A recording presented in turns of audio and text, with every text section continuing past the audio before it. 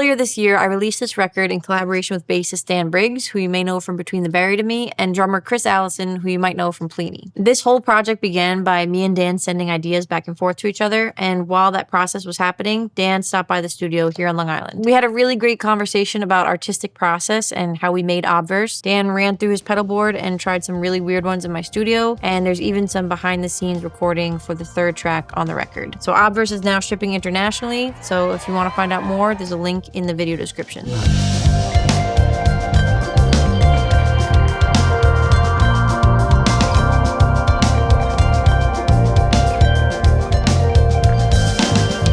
Obverse project, I wouldn't call it, was so nice to be so collaborative and just like, here's an idea, what do you think? And then you shoot something back to me and I shoot something back. And like, we haven't worked that way a ton before this, so this was really nice to be like, oh, this is a possibility, like this can happen, and it's happening, and it's taking form. I love working off a small idea and being able to explode it. You know, even in like Between the Buried and Me, how the end product is something really dense. Sometimes it can be someone putting forth the bulk of like an arrangement or something, or it can literally be like, I had this chord progression, That's amazing. And something you just drop that in. And coming out of the pandemic, especially, where it was so much just in the bedroom, myself, and really trying to grow ideas and doing a lot of great stuff I was proud of, but then really hitting a wall, being like, I need to get out of here and in person and do the thing. You just so crave the creation with others and just getting that idea that you wouldn't have thought of just in your office for a million hours. Yeah, like I said before, I'm so happy that you sent me the sketch for Obverse. I think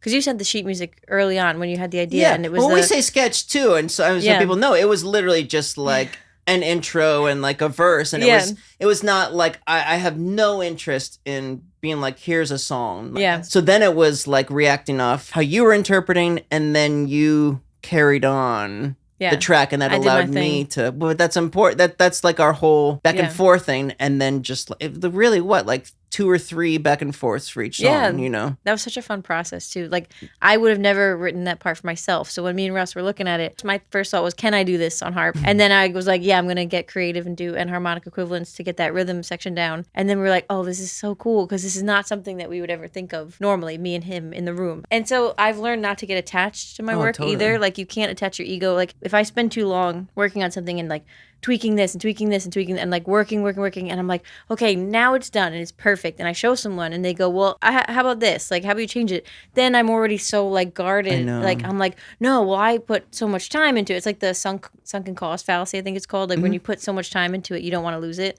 So now I'm just like, fuck it. Like, I'm so open to change about stuff. Like, I'm not like with my blinders on, like working really hard, and like, now it's ready. Like, I like when we do improv stuff, when we do stuff like in person, or just like, here's a musical idea and we build on it. And that makes me feel good, because if we change it, it's fine. You know what I mean? I'm not like, this is my baby. Like, I'm just like, okay, cool. Like, I want to do your idea. And sometimes when you work with people, I don't know if you've had that experience, but sometimes it's hard for them to get out of that. Like, oh no, this is my idea and I don't want to change it. Because we've had a couple projects where we work on it and we've changed it a little bit, and the person didn't want to publish because they were like, no, like, that was my idea and you changed it too much now. Right. And so now it's become yours, and I don't like that. Okay, Johann Sebastian Bach, I'm sorry. I didn't mean to impede on your brilliance.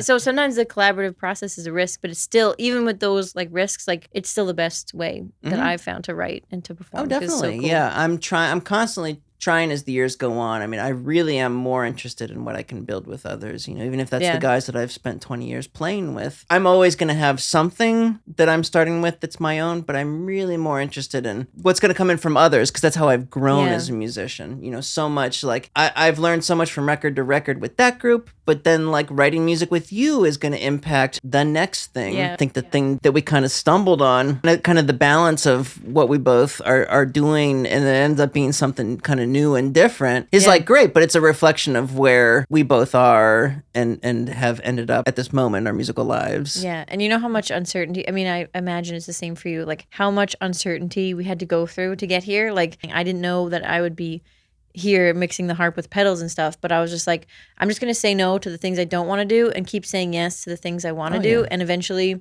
I'm hoping it's going to work out. But like, there's a lot of like risk in that. I don't know other people who are doing what I do. And so I kind of have to like make my own way.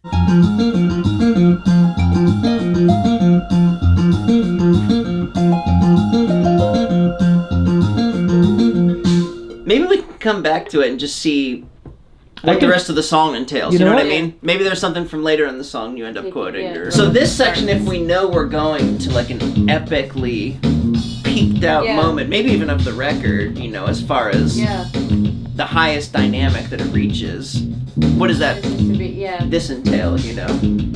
This gotta be good.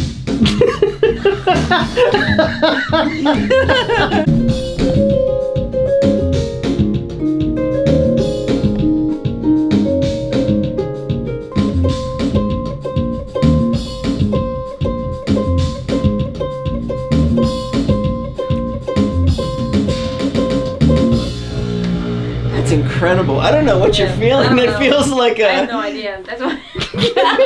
That's the good thing about not knowing where the beat is. It's like can you hear what it's doing? Yeah, the drum? I mean, it's incredible. Okay, cool. I love that you just felt that out of the nothingness, though. I'm like, what is going on? I mean, how does it look to the click? Yeah, it feels like it's right. I mean, you're definitely doing the same thing. Yeah, I mean, it's pretty consistent.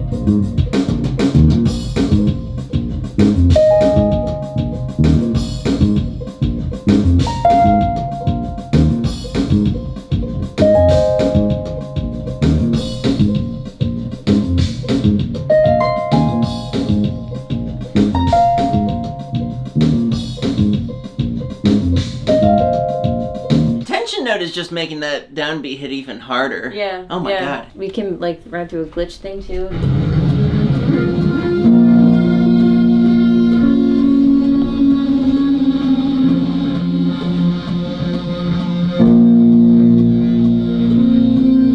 You're on tour a lot and you have your board here with us. How important are pedals to you, and like how do you use them in the context of touring? Like it's more, you use them more in a live setting. Most of my touring right now, you know, is almost all of it was with Between the Buried and Me, so it's within that context, you know, and it'll change per tour, but it's almost always kind of the same, you know. And honestly, compositionally, it's changed. There's interview footage from like the Pink Floyd live at Pompeii. They talk about the technology and the effects of that time and how they're so pro it, but how really the genesis of using them has to come from hearing something that's in your head that you're trying to achieve and you're trying to get to, and not letting the technology or whatever take over. And for a long time, I understood and felt that same way, like really in line with that, you know what I mean? You can hide a bullshit part if you drown it in flanger, or, you know, something, you know, not really, but like, you know, if you drown it in effect,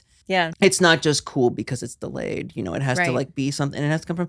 But then, you know, as time went on and I thought less about it necessarily like strictly compositionally, you know, dealing more in the unknown and the process, the experimentation of sound design, you know, you open yourself up more to being like, I don't know what's going to happen. When I turn this way, when I do this, when I do that. There's so many times now where that experimentation is the crux of what becomes a song. Yeah. And what is interesting in my solo stuff, I do that a lot. I try to start from like just a complete opposite place of how I would write anything else. Well, that's how we started this one. I was going to say, there's a lot of, just you fucking pulling out those organ pedal, you know what I mean? Like, so to that degree, I feel like my relationship over the years has changed, you know? We used to say, don't rely on the effects. Right. You have to be the best player you can be before you add the effects. Yeah. And then, like, once you start relying on them, it becomes shitty. But that, I mean, I think it's also, we've changed as well. Yeah, I think there's a balance because you're right. Sometimes that's the jump off point is like we're experimenting with different sounds, and you know we have our modular synth out. We're just like let's play around, and then we find a starting point. We're like, okay, now we can go in with the fine tooth comb and kind of. Can I be annoying and ask you for like a rig rundown? I hate asking for it, but can you just briefly, like really quick, just like tell us like what you use each pedal for most of the time, or like how you use it? I've got kind of one of the newer, smaller Dunlop wahs. I love it so much because I kind of use it. I know. A wah it's just a filter, you know what I mean? But I started using it because I was using the Moog Subfatty on stage, you know? And so I wanted to get that effect You know, on bass lines, it's interesting when you hear it in like a death metal context. You know, because it's kind of weird. And I got the old Duality Fuzz by Dark Glass, which is super rad. I'm just playing with this one here. Yeah, that one is super fun. The old Boss PS3, which I mostly use on bass as a chorus.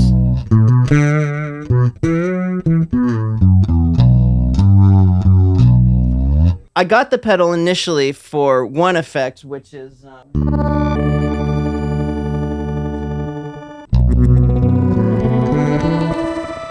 love that pedal. I really do. Yeah, that's the one that like to be without would be tough. Yeah. The Echoplex I think is just a great. My favorite kind of delay is not one that's set to a tempo, you know. I don't really like that tap delay. I like it to be more general and kind of vague.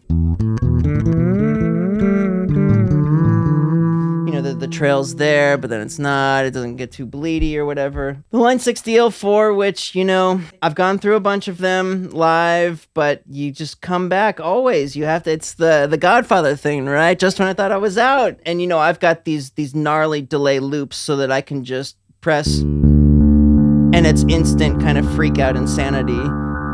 But there are different ones. This one has more of the modular, the modulation to it, and this one is just a straight reverse delay,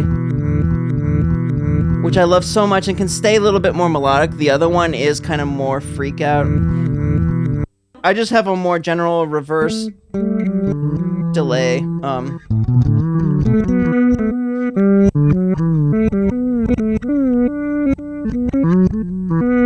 But I dig that. That's it. And then the old TC Electronic Polytune. I feel like so many players that are in what you do resort to like a Kemper or a digital modeler that kind of has a lot of it built in. But I see that you don't.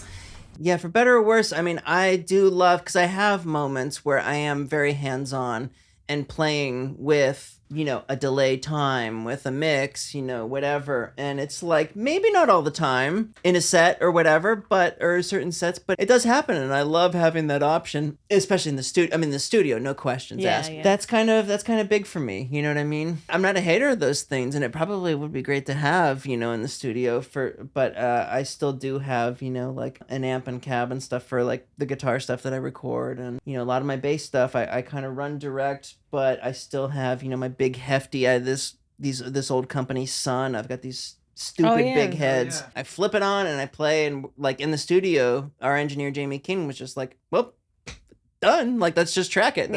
That's it. You know, guitar, we try like a million amps and cabs and combos, and that one we just fire it up and you're like, Spectre bass, Sun amp, done.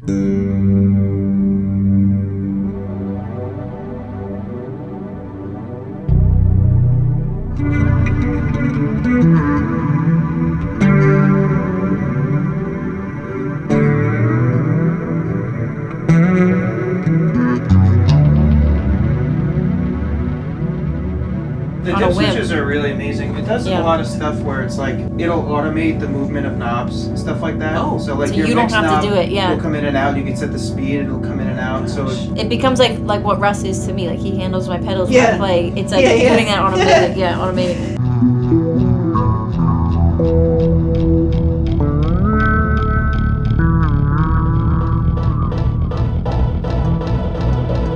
Organize that closet. He's the only one who goes in there, really. I go in there and I go, oh shit, there's too many in here, and I leave. So wild. It's so crazy. Did you actually? Yeah, have you? Like, no, I didn't like venture back in. I feel like there's two hollowed closets in all of like internet fame. One is the Criterion Collection closet.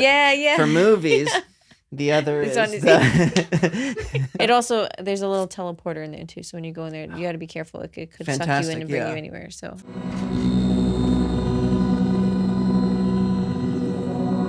Oh, there's something happening. Yeah, there's something.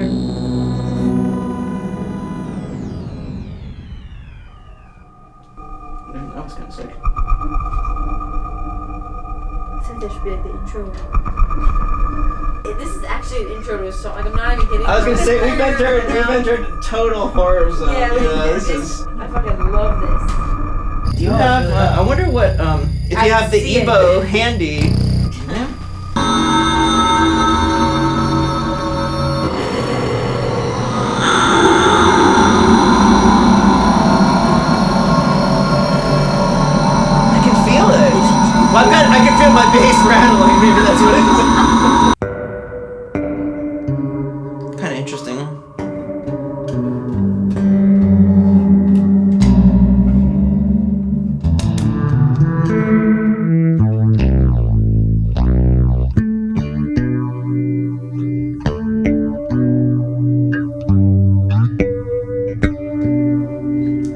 to the harmonics for some reason really well.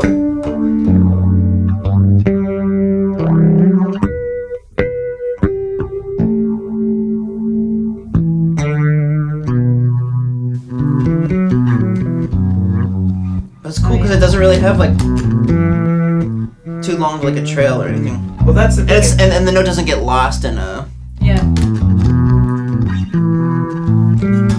trail. This is my go-to. I'm more, curious. That should be.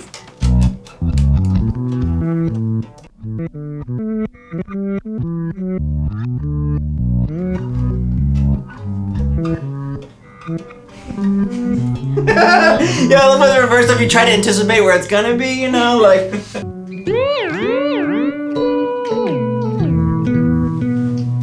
love that. I love Yes. that. You're cooking. It's right there. It's like. I'm trying to get the balance. Sometimes because it's so digital, which is cool. Yeah. I don't think I've heard anything like it before. Oh, that's cool. Personally. And I'm not just saying that to be like, oh, I've never, like, it's really good. Yeah, but, like, yeah. literally, I actually have not heard anything like it. Yeah, especially with harp. I mean, yeah, what's the pitch? Like, when I tell people about it, what do I say? Like, what's the spark note version? Because I don't know. For the life of me, I can't think of it. Yeah, I'm like, it's like fusion, but it's not necessarily jazz fusion, but there's like, that idea's there because there is improvisation within it. Experimental. Yeah, for sure. I guess you could say that, right? Yeah. That's where I'm usually filed under because nobody knows what to put me under. So they stamp it. They go experimental. Yeah. Ambient sometimes. Doesn't always fit in the ambient drawer. So, And that's there as well in this. Yeah. There's a lot of space. And then there's also not a lot of space at some parts. No. So, yeah. Let's see. Yeah. That's just my favorite stuff with music, is when it has an arc. Yeah. You know what I mean? If it sits at any one thing for too long, I'm just ready for it to do something. Go somewhere. Like, you know what I mean? Yeah. Yeah. It has elements of mathy. Prog? Yeah, well, the idea with progressive rock, because that's my home. That's kind of when the original, like in the late 60s, early 70s, when progressive rock was like happening. It was called that because, I think it was taking, if you think of what rock music was at the time, and it was infusing like jazz, classical, like almost classical composition, because all of a sudden you had these long songs. Yeah. 15, 20-minute long songs, took up whole sides of records, the arrangements were like, so atypical, in the structure that they formatted. So like, there really was like, this is like rock music, like beyond or something. That's what I kind of felt like when I hear the term. It to me is like a freedom. You know what I mean? Yeah. The problem then is when like publishing people, media, got their hands on it. It was stamped. It's a sound. Yeah, I did the stamp. Like with grunge, it's like it's this. To me, it's not a sound. It is more of an ideology and a mindset and an openness. So I think that obviously applies to like fucking everything I do. It's like impossible to like, if you're just coming at it from like the left of centerness, then you're already there, So are we prog? Sure. Okay. Yeah. Oh, yes. Oh, yes. Oh, yes. I always wanted that. I want to be prog. Oh, and you have some Allison drums on it too. Like, I think that's. I mean, it's interesting when you say like progressive becomes a mindset, because like when it becomes a thing that is stamped and it fits in this box, it almost no longer is progressive. Right. By definition. It sounds like this band. Or this band. Oh, I hate that. I hate that. It's like modern art. Like when modern art is no longer contemporary. It's modern from the 20s or the 30s. But at the time, it was modern. So then they stamped it, and now it's that. Yep. And it's interesting to see that kind of genre placement happen on things like Between the Buried and Me, as this is progressive metal. Mm-hmm. Yeah. And then like if you go outside of that, does it become post-progressive? Like, what is, you know what I mean? This project is a great example of that, because my center for like how I was approaching things, I couldn't have said was like necessarily based off any one group. Like initially it was just like, oh God, how do I write for harp? Yeah. You know what I mean? Everyone's first thought. Yeah. So it's basically like a piano with just like a little bit more steps. That was my entryway. When I thought about it and I watched you play, I was like, oh duh, there's the bass and the. You did a great job writing for harp. I had to like just write something to kick it off, but then I didn't want to write anything. You know, if I sent you something that was like, here's a blip, but don't. I would have said, wow, this man doesn't even know how to use enharmonic equivalents. Ew. I would have said, oh my God, he doesn't even know how to write for harp. I'm not doing this project. Right. Like pass. But yeah, it was the project was amazing. Super fun. I hope everyone enjoys it. There's gonna be haters, obviously there always are, but yeah, just scroll all the way to the bottom and you'll see all the shit. I need less harp. They're gonna say, I wish there was a lot less harp in it. Yeah.